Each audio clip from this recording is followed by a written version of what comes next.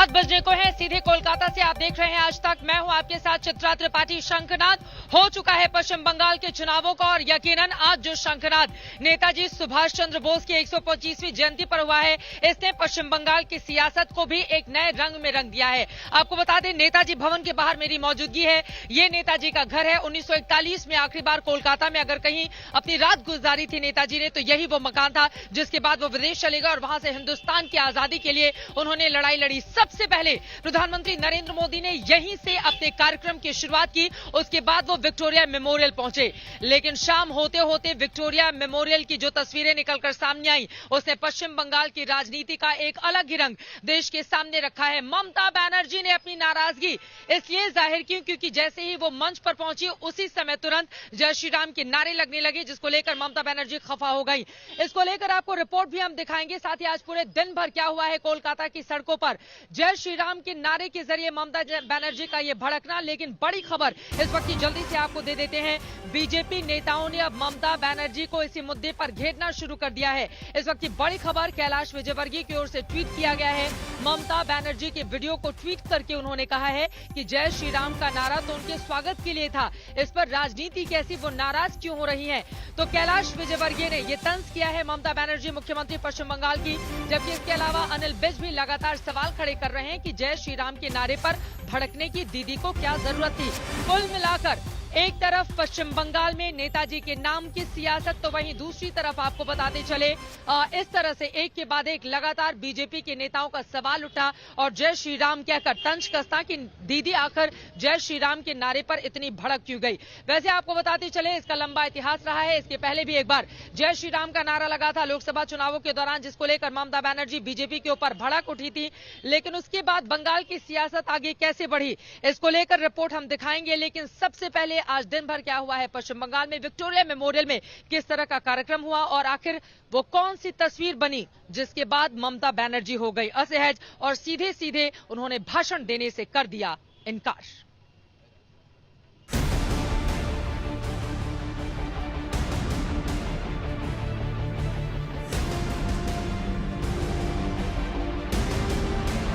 मेरे को तो लगता है कि गवर्नमेंट का प्रोग्राम का कोई डिग्निटी होना चाहिए। एक गवर्नमेंट का प्रोग्राम है, कोई पॉलिटिकल पार्टी का प्रोग्राम नहीं है। और पॉलिटिकल पार्टी का और गवर्नमेंट पब्लिक का प्रोग्राम है। पश्चिम बंगाल में बीजेपी और टीएमसी के बीच नेताजी को लेकर शुरू हुई खींचतान मंच तक पहुंच गई। नेताजी की जयंती पर आयोजित पराक्रम दिवस के कार्यक्रम में दीदी पहुंची तो, लेकिन अपना गुस्सा रोक नहीं पाई और जैसे ही मंच पर बोलने का मौका आया, दीदी ने कार्यक्रम को लेकर सरकार पर निशाना साध दिया। मैं तो आभारी हूँ प्रधानमंत्री जी का, कल्चरल मिनिस्ट्री का, कि आप लोगों ने कोलकाता में प्रोग्राम बनाया, लेकिन किसी को आमंत्रण करके, निमंत्रित करके उसको बेइज्जत करना ये आपको शोभा नहीं देता। मैं फिर आप लोगों को कहेंगे, यही on protest of that I am not telling anything. जय हिंद, जय बांग्ला। दरअसल जैसे ही दीदी मंच पर बोलने के लिए पहुंची, जय श्री राम के नारे लगने लगे, जिसके बाद ममता भड़क गई। मंच से शांति बनाए रखने की अपील की गई।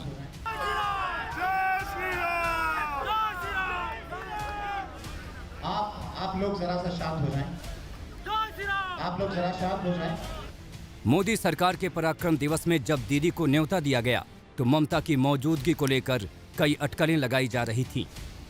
लेकिन विक्टोरिया मेमोरियल में ममता पहुंची, जहां कई दिनों से जारी सियासी खींचतान के बीच पीएम मोदी और ममता बनर्जी साथ में नजर आए। विक्टोरिया की गैलरी में दोनों के साथ में चहलकदमी की और देश की विरासत और धरोहर को करीब से देखा और समझा। हालांकि इस दौरान दीदी और पीएम के बीच खटास नजर आ रही थी। दोनों ने एक दूसरे से थोड़ी दूरी बना रखी थी। पीएम के साथ विक्टोरिया मेमोरियल में चहलकदमी कर रही दीदी राज्यपाल धनखड़ से बीच बीच में बातें करती नजर आईं। विक्टोरिया मेमोरियल में दीदी ने पीएम के साथ मंच शेयर किया, जहां गीतों के जरिए सुभाष चंद्र बोस को श्रद्धांजलि दी गई।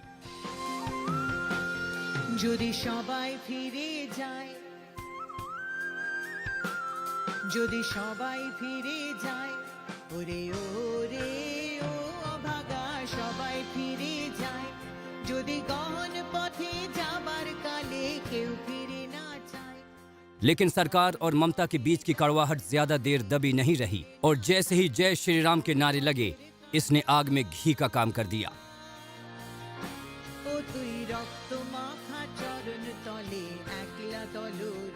कोलकाता से मनोज लोईवाल और चित्रा त्रिपाठी के साथ आज तक ब्यूरो।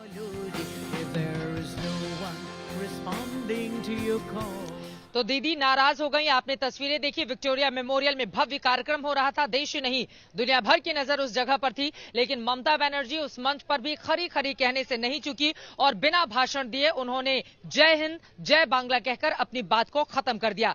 लेकिन इसको लेकर बीजेपी के निशाने पर आ गई हैं ममता बनर्जी। लगातार अब बीजेपी के नेता ट्वीट करके दीदी पर निशाना साध रहे हैं और इसी पर बातचीत करने के लिए इस वक्त मनोज्ञा लोईवाल मेरी सहयोगी जुड़ चुकी है। मनोज्ञा, दीदी नाराज हो गए, दिल में जो भी बातें थी वो जुबान पर आ गई। मंच कोई भी हो, चाहे वो चुनावी मंच हो या फिर इस तरह का कोई मंच जहां पर नेताजी को लेकर कार्यक्रम को आगे बढ़ाया जा रहा हो, लेकिन अब दीदी पर लगातार बीजेपी के लोग हमलावर हो गए हैं। ये कहा जा रहा है कि जय श्री राम तो स्वागत के लिए था, नाराज होने की क्या जरूरत थी?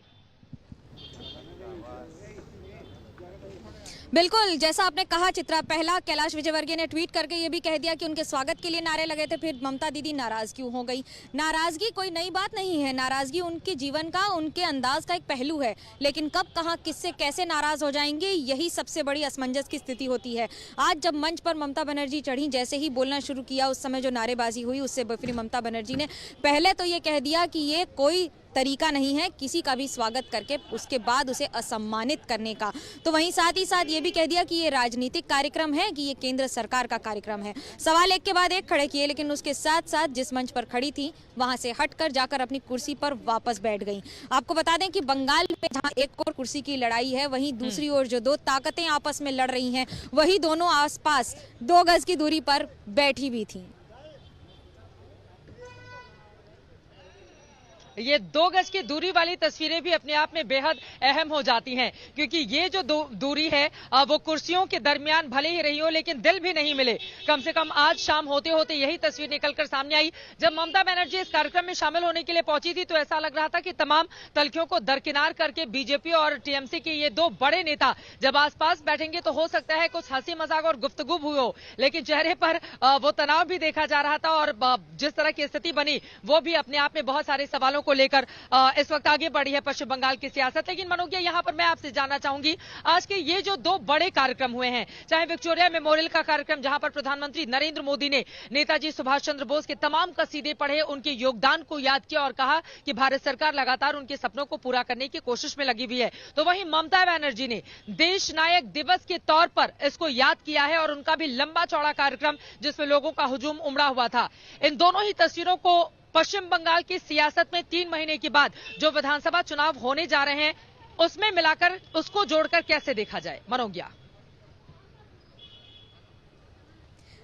देखिए, मैं ये कहूंगी कि जब भगवान का आह्वान किया जाता है तो तभी किया जाता है जब चुनाव नजदीक होते हैं या फिर किसी युद्ध के नजदीक होते हैं। बंगाल में चुनाव ही युद्ध है और इस युद्ध में अगर आह्वान किया जा रहा है तो नेताजी सुभाष चंद्र बोस का। केंद्र सरकार ने अपने अंदाज में बीजेपी के तहत जिस तरह से आज ये सारी बातें रखी हैं, जिस तरह से एक लाइट एंड साउंड शो बनाया गया, मैपिंग शो बनाया गया, उसके साथ साथ प्रधानमंत्री नरेंद्र मोदी ने बड़े ही सजीले अंदाज में अपनी बातें रखी और नेताजी सुभाष चंद्र बोस का भारत के प्रति या विश्व के इतिहास के प्रति योगदान को फिर एक बार याद दिला दिया। तो वहीं मुख्यमंत्री ममता बनर्जी ने अपने अंदाज में सड़कों पर चलकर नेताजी की मूर्ति से ही शुरुआत की और नेताजी की मूर्ति पर ही खत्म। ये बात लेकिन यहाँ खत्म नहीं होगी। दिलचस्प बात यह है कि नेताजी की जो इतिहास के पन्नों में उनकी जो जगह दर्ज है उसे शब्दों में बयां करना मुश्किल है। खुद प्रधानमंत्री नरेंद्र मोदी भी इस बात को स्वीकार करते हैं, जो शब्दों में महारत हासिल रखते हैं। लेकिन आज जब उन्होंने बांग्ला भाषा में कई शब्दों का इस्तेमाल करके अपनी बातें रखी तो ये बात तो साफ थी कि अंतिम क्षणों में जो अंतिम पार्ट था उनकी स्पीच का, उसमें उन्होंने सोनार बांग्ला की बात एक बार फिर रख दी। तो ऐसे में केंद्र सरकार का मंच हो या फिर राज्य सरकार का, बातें पूरी तरह राजनीतिक थीं। बिल्कुल, और जब बड़े बड़े दिग्गज राजनेता और दो सबसे बड़ी पार्टियां खासतौर से पश्चिम बंगाल के आमने सामने हो तो यकीनन इस तरह की तस्वीर बनती ही है। ये बनती बिगड़ती तस्वीर पश्चिम बंगाल की सियासत में क्या रंग दिखाएगी जब विधानसभा के चुनाव शुरू होंगे, देखना दिलचस्प रहेगा। लेकिन आज का कार्यक्रम दोनों ही लिहाज से, चाहे वो सरकार का, राज्य सरकार का यहाँ का कार्यक्रम हो या फिर भारत सरकार का कार्यक्रम हो, दोनों काफी ज्यादा भव्य और बड़े रहे, जिसको लेकर एक दूसरे के सामने चुनौती भी देने की कोशिश दोनों ही पार्टियों की।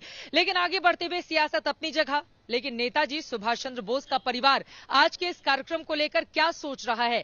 नेताजी के पौत्र सीके बोस यहां पर भी, इस जगह पर भी पहुंचे हुए थे। उन्होंने प्रधानमंत्री की अगवानी की और उसके बाद विक्टोरिया मेमोरियल में जो कार्यक्रम था उसमें भी उन्होंने शिरकत की है। सीके बोस क्या कुछ सोच रहे हैं आज के कार्यक्रम को लेकर और प्रदेश की राजनीति भी कैसे आगे बढ़ी है, तमाम मुद्दों पर बातचीत की है मेरी सहयोगी मनोज यालोईवाल ने। सुनिए। हमारे साथ हैं नेताजी सुभाष चंद्र बोस के प्रपौत्र चंद्र बोस जी। आज जो हुआ उसके लिए किस तरह से क्या कहेंगे, पहला प्रधानमंत्री का बंगाल आना? Well, we on behalf of the family, Bose family and the people of Bengal had requested and invited the Honorable Prime Minister, Sri Narendra Modi ji. We were hopeful that he would come, but we were not very sure. Today, I think it's a historic day that the Honorable Prime Minister Sri Narendra Modi ji accepted our request, accepted the request of the people of Bengal and graced this wonderful event on this lovely Victoria Memorial grounds. You see, the first Prime Minister who visited Kolkata on Netaji's birth anniversary was Lal Bahadur ज्यादा Shastri. खुश नजर आए और उन्होंने ऐतिहासिक मौका करार दिया। वैसे आपको ये भी बताते चले कि जब मैंने उनसे बातचीत की थी तो उन्होंने कहा था कि प्रधानमंत्री मोदी पश्चिम बंगाल की सियासत में नया इतिहास रच रहे हैं, क्योंकि पहली बार ऐसा हो रहा है 1965 के बाद जब कोई प्रधानमंत्री 23 जनवरी की नेताजी सुभाष चंद्र बोस की जयंती पर इतने बड़े और भव्य कार्यक्रम का हिस्सा बन रहा हो, जिसको लेकर नेताजी का परिवार काफी ज्यादा खुश है। प्रधानमंत्री नरेंद्र मोदी ने आज विक्टोरिया मेमोरियल में जब अपनी बातें कही, नेताजी को जब याद किया तो कई जगहों पर वो भावुक भी हो उठे। बंगाली में कई बार उनके ही शब्दों को दोहराने की उनकी ओर से कोशिश की गई और ये कहा गया कि भारत सरकार लगातार नेताजी के सपनों को पूरा करने की कोशिशों में दिन रात एक की हुई है। चाहे शिक्षा से लेकर रक्षा क्षेत्र में हो, हम हर सपने को जरूर पूरा करेंगे। आज का कार्यक्रम प्रधानमंत्री नरेंद्र मोदी का कैसा रहा और कौन कौन सी बड़ी बातें उनकी ओर से रही, अब जरा वो जानिए। नेताजी ने हमें कहा था, स्वाधीन भारतेर स्वप्ने कोनो दिन आस्था हारियो ना, বিশ্বে এমন কোনো শক্তি নেই যে ভারতকে পরাধীনানন্তর श्रृंखलाएं बेगे रखते समर्थ होवे। यानी आजाद भारत के सपने में कभी भरोसा मत खोइए। दुनिया में ऐसी कोई ताकत नहीं है जो भारत को बांध करके रख सके। वाकई दुनिया में ऐसी कोई ताकत नहीं है जो 130 करोड़ देशवासियों को अपने भारत को आत्मनिर्भर भारत बनाने से रोक सके। साथियों, नेताजी सुभाष चंद्र बोस गरीबी को, अशिक्षा को, बीमारी को देश की सबसे बड़ी समस्याओं में गिनते थे। सुभाष बाबू कहते थे, आमादेर सबसे बड़ो जातीय समस्या हलो दारिद्र्य अशिक्षा रोग वैज्ञानिक उत्पादन।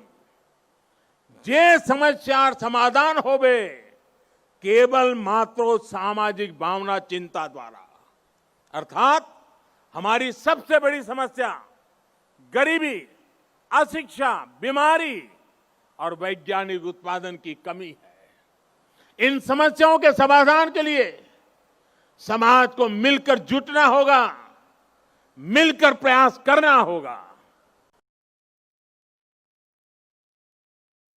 आज अगर नेताजी ये देखते कि उनका भारत इतनी बड़ी महामारी से, इतनी ताकत से लड़ा है, आज उनका भारत वैक्सीन जैसे आधुनिक वैज्ञानिक समाधान खुद तैयार कर रहा है, तो नेताजी क्या सोचते? जब वो देखते कि भारत वैक्सीन देकर दुनिया के दूसरे देशों की मदद भी कर रहा है, तो उन्हें कितना गर्व होता। नेताजी जिस स्वरूप में हमें देख रहे हैं, हमें आशीर्वाद दे रहे हैं, अपना स्नेह दे रहे हैं, जिस सशक्त भारत की उन्होंने कल्पना की थी, आज LAC से लेकर के LOC तक भारत का यही अवतार दुनिया देख रही है। जहां कहीं से भी भारत की संप्रभुता को चुनौती देने की कोशिश की गई, भारत आज मुंह तोड़ जवाब दे रहा है। कुल मिलाकर प्रधानमंत्री नरेंद्र मोदी ने आज इस कार्यक्रम को भव्यता देने में कोई कोर कसर नहीं छोड़ी और साथ ही बार बार वो तमाम बातों का जिक्र करते हुए भी नजर आए। नेताजी सुभाष चंद्र बोस का यही वो घर है जहां से 1941 में उन्होंने बाहर का रुख किया था, यानी कि विदेश का। एक बार अंदर आपको लेकर चलते हैं। देखिए दिन में किस तरह का यहाँ का मिजाज था वो हमने आपको दिखा दिया है, लेकिन रात में जब यहाँ पर लाइट होती है, देखिए दूर दूर से लोग यहाँ पर पहुंचे हुए हैं इसको देखने के लिए, यहाँ पर इस कार्यक्रम का हिस्सा बनने के लिए। और यकीनन अभी भी यहाँ पर बहुत सारे ऐसे लोग हैं जो नेताजी के सपनों से जुड़े हुए हर एक तस्वीर को देखना चाहते हैं, अपने दिल में बसा लेना चाहते हैं। सुबह से लेकर अभी तक देखिए यहाँ पर किस तरह से माल्यार्पण किया गया है, ये पूरी तस्वीरें आपको दिखा रहे हैं। थोड़ा अंदर की ओर भी लेकर चलते हैं, क्योंकि कुछ ऐसी तस्वीरें जो अपने आप में बेहद खास प्रधानमंत्री नरेंद्र मोदी उसका मुआयना करते हुए भी दिखाई दिए थे। ये वो कार है जिसमें सवार होकर सुभाष चंद्र बोस ने कलकत्ता से वो आगे की ओर बढ़ गए थे और गोमच गए थे जब अंग्रेजों ने इस पूरे के पूरे इलाके को घेर लिया था और नेताजी सुभाष चंद्र बोस को नजरबंद कर दिया गया था। इसी घर में बाहर निकलना पूरी तरह से बैन कर दिया था, लेकिन नेताजी ने बाकायदा रणनीति बनाई। अंदर की ओर सीढ़ियां हैं और वहां से चल के ऊपर की ओर आपको बताते चलें कि वहां पर प्रधानमंत्री नरेंद्र मोदी गए, उनके एक एक तस्वीरों को अपनी जहन में बसाया, इस कार का मुआयना किया, अलग अलग हिस्सों में गए, अंदर जो कमरे बने हुए हैं वहां पर जाकर बारीकी से एक एक चीज को प्रधानमंत्री नरेंद्र मोदी देख लेना चाहते थे और वो पूछ भी रहे थे इस जगह की खासियत को, इसकी महत्ता को। और अपने भाषण के जरिए भी उन्होंने तमाम बातें देश के सामने आज रखी। काफी ज्यादा गर्व के पल उनके लिए भी, देश के लिए भी, क्योंकि ये एक ऐसी जगह है, ये एक ऐसी धरती है जिसने सुभाष बाबू को वो सपना दिया जिसकी आजादी के तराने को लेकर वो बाहर निकले और फिर देश को आजाद कराने में अपनी पूरी जिंदगी खपा दी। इसी को बताती हुई हमारी ये रिपोर्ट देखिए।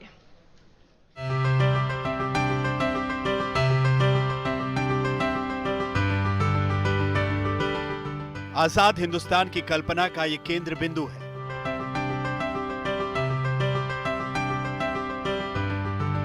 वो घर जहां से नेताजी ने देश को आजाद कराने की रूपरेखा तैयार की। प्रधानमंत्री नरेंद्र मोदी कोलकाता पहुंचने के बाद आजादी के इसी मंदिर पर पहुंचे। उन जगहों को करीब से देखा जहां से ब्रिटिश सरकार की नींव हिल जाती थी। यहाँ पर अपने जीवन के कई अमूल्य साल बिताए हैं नेताजी सुभाष चंद्र बोस ने। यही वो सीढ़ियां हैं जहां से होते हुए ऊपर की ओर जाके गोपनीय गुप्त मीटिंग भी हुई थी, जिसके बाद उन्होंने हिंदुस्तान की आजादी को आगे बढ़ाने के लिए, हिंदुस्तान को आजाद करने के लिए अपनी सेना के साथ कैसे वो आगे बढ़े, कैसे और लोगों को जोड़ें, इसको लेकर पूरा मंथन किया गया था। आपको बताते चले कि आगे बहुत सारी तस्वीरें नेताजी सुभाष चंद्र बोस की संजो कर रखी गई हैं। मैं चाहूंगी कि सत्या हमारे कैमरा पर्सन जरा इस तरफ आए और उसके जरिए हम आपको बताएंगे कि दरअसल इस जगह का महत्व आखिर कितना ज्यादा बढ़ जाता है। यहाँ पर आप देखेंगे शिशिर कुमार बोस जो उन्हें इस जगह पर लेकर आए थे, यहाँ पर मीटिंग हुई थी और यहाँ पर नेताजी की तमाम तस्वीरों को, जिसमें आप देख पा रहे हैं ये अलग अलग तस्वीरें हैं जिनको संजोकर यहाँ पर रखा गया है। हालांकि इसमें शिशिर बोस की तस्वीरें ज्यादा हैं, लेकिन यही वो जगह रही जहां से नेताजी सुभाष चंद्र बोस ने आगे की रणनीति को लेकर पूरी प्लानिंग तैयार की। पीएम मोदी करीब 15 मिनट तक नेताजी के घर पर रहे, जहां नेताजी से जुड़ी धरोहरों को करीब से देखा। घर की दीवारों पर नेताजी की तस्वीरें हैं जो देश की आन बान शान की प्रतीक हैं। हर वो चीज बड़ी बारीकी से देखा जो देश के इस महानायक की याद दिलाती है। नेताजी सुभाष चंद्र बोस की यही वो ऐतिहासिक नीले रंग की कार है जिस पर सवार होकर यहाँ पर शिशिर बोस के साथ वो निकले थे। आपको बता दें कि ब्रिटिश आर्मी की उन पर नजर थी, क्योंकि आजाद हिंद फौज जिस आक्रामक तरीके से आगे बढ़ रही थी उसको लेकर अंग्रेज घबरा गए थे और इस घर में नेताजी को रखा गया था। चारों तरफ यहाँ पर ब्रिटिश आर्मी का पहरा था ताकि नेताजी यहां से निकल नहीं पाए, लेकिन नेताजी सुभाष चंद्र बोस ने भी ठान कर रखा हुआ था। जय हिंद के नारे के साथ जिस तरह से उनकी सेना आजाद हिंद फौज आगे बढ़ी वो अपने आप में अभूतपूर्व है और यही वो जगह है जहां पर उनकी नजरबंदी हुई थी। पीछे की तरफ आपको बताते चले कि अंदर सीढ़ियां हैं, ऊपर एक कमरा जहां पर आगे की रणनीति बनी थी और यहां से इसी कार के जरिए, ये जो कार आप देख रहे हैं, इसी कार में सवार होकर नेताजी चुपके से निकले और फिर यहां से होते हुए कोलकाता और फिर उसके बाद वो आगे की ओर बढ़ते हुए चले गए थे झारखंड के गोमे में। कुल मिलाकर आज का दिन महत्वपूर्ण, नेताजी की धरोहर को जो संजोकर इस घर में रखा गया है उसको आगे ले जाने का, उसको देश को दिखाने का दिन। हिंदुस्तान की आजादी की एक अहम कड़ी कोलकाता का नेताजी भवन रहा है, जो किसी आजादी के मतवालों के लिए मंदिर से कम नहीं। यही वजह है कि पीएम ने अपने पराक्रम दिवस के कार्यक्रम का आगाज यहीं से किया। प्रधानमंत्री नरेंद्र मोदी का नेताजी सुभाष चंद्र बोस, ये जो भवन है यहाँ का कार्यक्रम संपन्न हो गया है और पीएम अब बाहर आ रहे हैं। देखिए अंदर पूरे माहौल का जायजा लिया, हाथ हिलाकर सभी का अभिवादन करते हुए यहाँ पर प्रधानमंत्री नरेंद्र मोदी आपको दिखाई दे रहे हैं और जो उनके पौत्र हैं उनको हाथ जोड़कर, चूंकि पूरे इस भवन के बारे में उन्होंने ही जानकारी दी है, स्वागता बोस ने हाथ जोड़कर सभी का अभिवादन करते हुए, और सीके बोस जो कि उनके पौत्र हैं वो भी बाहर मौजूद हैं। प्रधानमंत्री नरेंद्र मोदी यहाँ पर देखिए अब आगे की ओर आ गए हैं प्रधानमंत्री नरेंद्र मोदी और यहाँ पर आके जितने भी लोग यहाँ पर खड़े हुए हैं उन सभी का अभिवादन स्वीकार करते हुए नरेंद्र मोदी का यही जेस्चर है जिसके लिए वो जाने जाते हैं और यकीनन ये तस्वीरें अपने आप में बेहद खास हो जाती हैं। हाथ हिलाकर जितने भी लोग यहाँ पर मौजूद हैं जो प्रधानमंत्री की एक झलक पा लेना चाहते थे, उनको देखते हुए प्रधानमंत्री नरेंद्र मोदी इन तस्वीरों में आपको दिखाई दिया और अब वापस लौटकर अपनी जगह पर जाकर बैठते हुए प्रधानमंत्री, यकीनन आज की ये तस्वीर अपने आप में कहीं ज्यादा खास हो जाती है। प्रधानमंत्री नरेंद्र मोदी का यहाँ का जो तकरीबन 15 मिनट का कार्यक्रम था वो कार्यक्रम खत्म हो गया और अब अपनी गाड़ी में बैठने के ठीक पहले हाथ हिलाकर सभी का अभिवादन स्वीकार करते हुए और अब यहां से निकलते हुए प्रधानमंत्री नरेंद्र मोदी इन तस्वीरों के जरिए, ये तस्वीरें अपने आप में बेहद महत्वपूर्ण और यकीनन काफी ज्यादा खास हो जाती हैं। प्रधानमंत्री नरेंद्र मोदी का ये कार्यक्रम खत्म होता हुआ और अब यहां से उनका काफिला सीधे नेशनल लाइब्रेरी की ओर रुख करेगा जहां पर प्रधानमंत्री नरेंद्र मोदी रुकेंगे। वहां पर नेताजी सुभाष चंद्र बोस से जुड़ी हुई जो किताबों का संग्रह है उसका मुआयना करेंगे, उसके बारे में जानकारी लेंगे और फिर विक्टोरिया मेमोरियल जहां पर भव्य कार्यक्रम होना है प्रधानमंत्री का। नेताजी भवन के बाद पीएम मोदी का काफिला नेशनल लाइब्रेरी के लिए रवाना हुआ, जहां आज के कार्यक्रम की खास तैयारी की गई थी।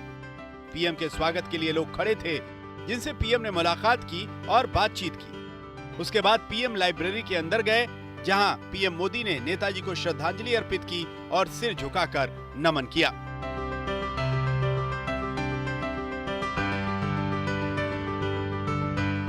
कोलकाता से चित्रा त्रिपाठी और मनोज्ञा लोईवाल के साथ आज तक ब्यूरो। तो अपने आप में ये तस्वीरें काफी ज्यादा मायने, काफी ज्यादा खास हो जाती हैं, न सिर्फ पश्चिम बंगाल की राजनीति के लिए बल्कि नेताजी की विरासत को लेकर आगे ये दोनों पार्टियां जिस भी रूप से बढ़े लेकिन कम से कम उनकी विचारधारा, उनकी सोच, उनका वो क्रांतिकारी जेस्चर जो था उसको देश ने आज महसूस किया है, देखा है और यकीनन जमकर सभी लोग उसकी तारीफ भी कर रहे हैं। हालांकि सियासत पश्चिम बंगाल के इस पूरे मामले में अपनी जगह, लेकिन नेताजी का परिवार, उनकी बेटी क्या सोच रही है जो कि जर्मनी में मौजूद है, कुछ देर पहले आज तक ने उनसे की है खास बातचीत, सुनिए। Netaji was a very devout man.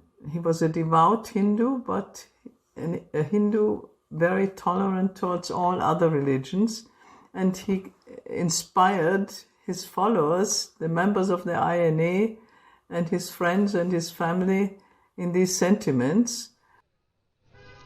तो नेताजी का परिवार भी काफी ज्यादा खुश है। जर्मनी यानी कि 7 समंदर पार से मौजूद उनकी बेटी ने भी आज के इन तमाम कार्यक्रमों को लेकर अपनी खुशी जाहिर की। अब आगे नेताजी के नाम पर नेतागिरी यहाँ की कैसे बढ़ती है इस पर लगातार रहेगी आज तक की नजर, लेकिन आज का दिन पश्चिम बंगाल के लिहाज से, नेताजी सुभाष चंद्र बोस के लिहाज से काफी ज्यादा अहम रहा है।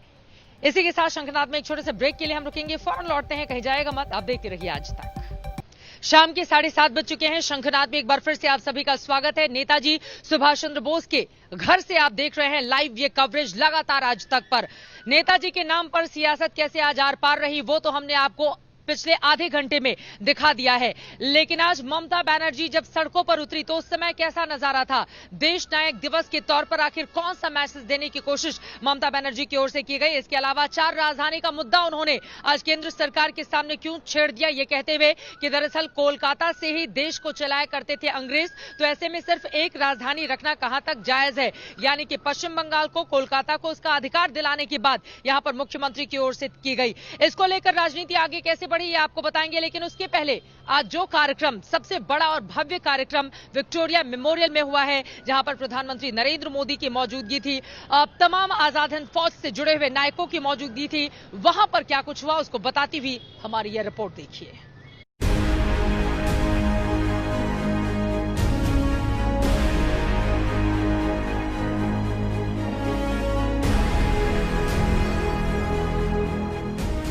जंग आजादी के महानायक नेताजी, जिनके सम्मान में मोदी सरकार ने पराक्रम दिवस का आयोजन किया, इस मौके को खास बनाने के लिए हर कोशिश की गई। विक्टोरिया टू इंडिया का सपना देखने वाले नेताजी के नारे जय हिंद से विक्टोरिया भवन गूंज उठा। जय हिंद, जय हिंद, जय हिंद।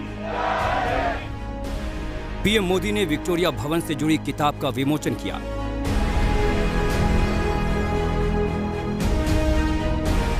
वहीं सिक्का और टिकट जारी किए गए।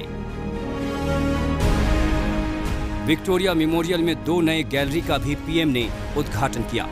एक गैलरी नेताजी को लेकर तैयार की गई है, जिसका नाम निर्भीक सुभाष रखा गया है। वहीं दूसरी गैलरी देश के अन्य स्वतंत्रता आंदोलनकारियों को लेकर तैयार की गई है, जिसका नाम विप्लवी भारत रखा गया है। इस बीच प्रधानमंत्री नरेंद्र मोदी ने हावड़ा कालका मेल का नाम बदलकर नेताजी एक्सप्रेस करने का ऐलान किया। हावड़ा से चलने वाली ट्रेन हावड़ा कालका मेल का भी नाम अब नेताजी एक्सप्रेस कर दिया गया है। देश ने यह भी तय किया है कि अब हर साल हम नेताजी की जयंती यानी 23 जनवरी को पराक्रम दिवस के रूप में मनाया करेंगे। पीएम मोदी ने नेताजी के सपनों का जिक्र किया, वैक्सीन को लेकर सरकार की पीठ थपथपाई और इसे नेताजी के सपनों से जोड़ा। आज अगर नेताजी ये देखते हैं कि उनका भारत इतनी बड़ी महामारी से, इतनी ताकत से लड़ा है, आज उनका भारत वैक्सीन जैसे आधुनिक वैज्ञानिक समाधान खुद तैयार कर रहा है, तो नेताजी क्या सोचते हैं? जब वो देखते कि भारत वैक्सीन देकर दुनिया के दूसरे देशों की मदद भी कर रहा है, तो उन्हें कितना गर्व होता। नेताजी जिस स्वरूप में हमें देख रहे हैं, हमें आशीर्वाद दे रहे हैं, अपना स्नेह दे रहे हैं। नेताजी का सपना एक सशक्त हिंदुस्तान का था, जिसका जिक्र पीएम ने अपने भाषण में किया। जिस सशक्त भारत की उन्होंने कल्पना की थी, आज LAC से लेकर के LOC तक भारत का यही अवतार दुनिया देख रही है। जहां कहीं से भी भारत की संप्रभुता को चुनौती देने की कोशिश की गई, भारत आज मुंह तोड़ जवाब दे रहा है। नेताजी की याद में विक्टोरिया मेमोरियल में खास कार्यक्रम रखा गया, जहां कलाकारों ने संगीत के जरिए नेताजी को याद किया। कोलकाता से चित्रा त्रिपाठी और मनोज्ञा लोईवाल के साथ आज तक ब्यूरो। तो आज ये जो भव्य कार्यक्रम हुआ विक्टोरिया मेमोरियल में, उसमें दोनों ही नेताओं की मौजूदगी रही। एक तरफ प्रधानमंत्री नरेंद्र मोदी पराक्रम दिवस के तौर पर अपनी बात रखते हुए, तो वहीं दूसरी तरफ ममता बनर्जी। हालांकि पराक्रम दिवस को लेकर उनकी ओर से निशाना साधा गया। विक्टोरिया मेमोरियल में तो ज्यादा कुछ उन्होंने नहीं कहा और जल्द ही अपना भाषण समाप्त कर लिया, लेकिन ममता बनर्जी आज केंद्र सरकार पर, बीजेपी पर जमकर बरसती हुई दिखाई दी थी। आपको बताते चले, आज देश नायक दिवस के तौर पर टीएमसी ने एक भव्य रोड शो किया। ममता बनर्जी ने 9 किलोमीटर की पैदल पदयात्रा की और इसके जरिए पश्चिम बंगाल की राजनीति में एक अलग मैसेज देने की कोशिश की है। ममता बनर्जी इसके जरिए हैट्रिक लगाने का इरादा रखती हैं।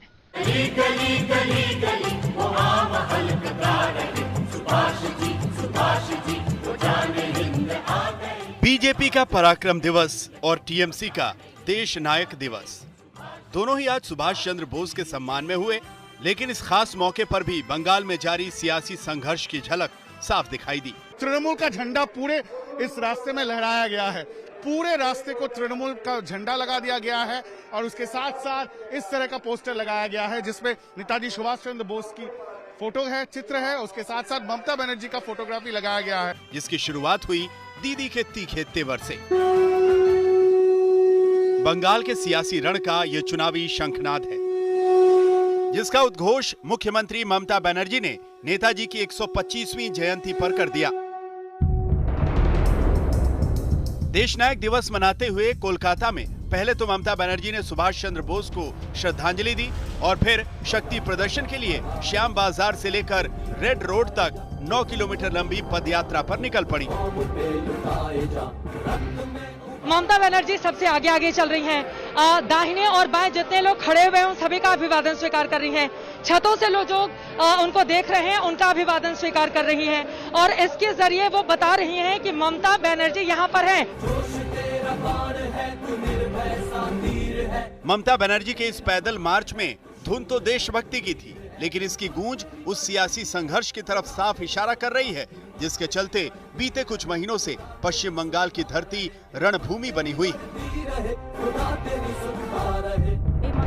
यही वजह है कि जब ममता ने मंच पर माइक संभाला तो फिर से नेताजी को बंगाल की अस्मिता से जोड़ने की कोशिश की। ममता बनर्जी ने रविंद्रनाथ का जिक्र किया और कहा कि सुभाष चंद्र बोस को देश नायक की उपाधि गुरुदेव ने ही दी थी और इस बहाने उन्होंने सुभाष जयंती को पराक्रम दिवस का नाम देने पर केंद्र पर प्रहार कर दिया। देशप्रेमिक दिवस বা দেশনায়ক দিবস কেন হবে না? পরাক্রম দিবস। क्या है পরাক্রম? What is the meaning? যদি কিচ্ছু না আমাকে পছন্দ না করুক রাজনৈতিকভাবে, কেন্দ্রীয় সরকার যদি আমাকেও একটু জিজ্ঞেস করতো, আরে আমায় ছেড়ে দাও, সুগত সুমন্তদের জিজ্ঞেস করতে পারতো যে বলো কোন ওয়ার্ডটা ইউজ করা উচিত। বিশ্বকবি রবীন্দ্রনাথ ঠাকুর সবচেয়ে প্রথম नेताजी सुभाष चंद्र बोस के देशनायक रूपे आख्या दें। बंगाल चुनाव से पहले जमीनी और सियासी संघर्ष अपने चरम पर है और इस लड़ाई में महानायकों को अपना बनाने की होड़ सी मची हुई है। लिहाजा ममता बनर्जी भी सुभाष चंद्र बोस जयंती के बहाने केंद्र पर हमला करने का कोई भी मौका छोड़ने को तैयार नहीं थी और इस मौके पर उन्होंने फिर से सुभाष जयंती पर राष्ट्रीय अवकाश का मुद्दा छेड़ दिया। কেন্দ্রীয় সরকার কিন্তু আজ পর্যন্ত ছুটির দিন ডিক্লেয়ার করেনি। আমাদের দুঃখ আছে। আমি এটাকে পরিষ্কারভাবে প্রতিবাদ জানিয়ে বলছি, নেতাজি সুভাষচন্দ্র বোসের জন্মদিনে জাতীয় ছুটির দিবস ঘোষণা করতেই হবে। ममता बनर्जी ने बीजेपी पर सत्ता के लिए लोगों को बांटने की राजनीति का आरोप लगाया और कहा कि बीजेपी की ये सोच नेताजी के सिद्धांतों के खिलाफ है और वो किसी भी सूरत में बंग को भंग नहीं होने देंगी। मंच से गांधी सुभाष जय बंगाल के नारे लगाकर ममता ने इसी एकता का संदेश देने की कोशिश की।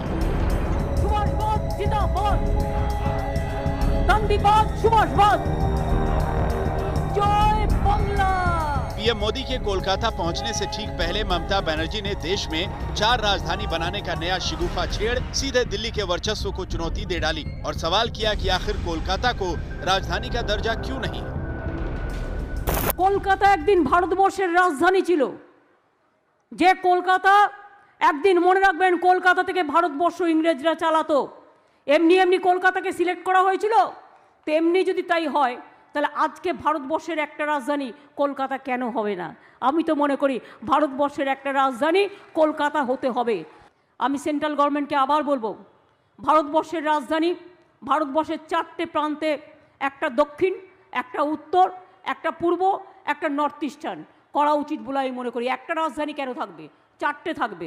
आजाद हिंद सेना ने जब नेताजी का पैगाम लिया, साफ है कि ममता बनर्जी सुभाष चंद्र बोस की जयंती के बहाने केंद्र पर हमले का कोई मौका नहीं छोड़ रही। दीदी को भरोसा है कि ऐसे ही तीखे प्रहार उन्हें फिर से बंगाल की सत्ता दिलाने में मददगार साबित होंगे। कदम कदम बढ़ाए जा, खुशी के गीत गाए। कोलकाता से चित्रा त्रिपाठी, मनोज्ञा लोईवाल, इंद्रजीत कुंडू और पौलमी साहा के साथ आज तक ब्यूरो। तो देखा आपने पश्चिम बंगाल की राजनीति किस तरह से नेताजी के नाम पर परवान चढ़ रही है, तो वहीं दूसरी तरफ पश्चिम बंगाल में एक हिस्सा इस बात को लेकर खुश भी है कि इन अलग अलग कार्यक्रमों के जरिए नेताजी की जो पहचान पुरानी सरकारों ने नहीं दिलाया था, वो पहचान नेताजी को वो जगह जरूर मिलेगी जिसके जरिए ये देश आगे बढ़ेगा। क्योंकि नेताजी की सोच बहुत ऊपर थी और जिस आजादी का सपना उन्होंने देखा था, जिस सुनहरे भविष्य के भारत का सपना उन्होंने देखा था, उस सुनहरे भविष्य को बनाने के लिए, उसे पूरा करने के लिए लगातार ये तमाम लोग कटिबद्ध प्रतिबद्ध दिखाई दिए। लेकिन बंगाल की राजनीति पर इसका कैसा पड़ेगा असर, इस पर रहेगी आज तक की नजर। अभी के लिए कोलकाता से बस इतना ही। देश और दुनिया की बाकी खबरों के लिए आप देखते रहिए आज तक। नमस्कार, मैं हूं अंजना ओम कश्यप। हमें उम्मीद है ये वीडियो आपको पसंद आया होगा। लेटेस्ट खबरों के लिए यूं ही देखते रहिए आज तक और इस वीडियो के पसंद आने पर लाइक, शेयर एंड सब्सक्राइब करना ना भूलें।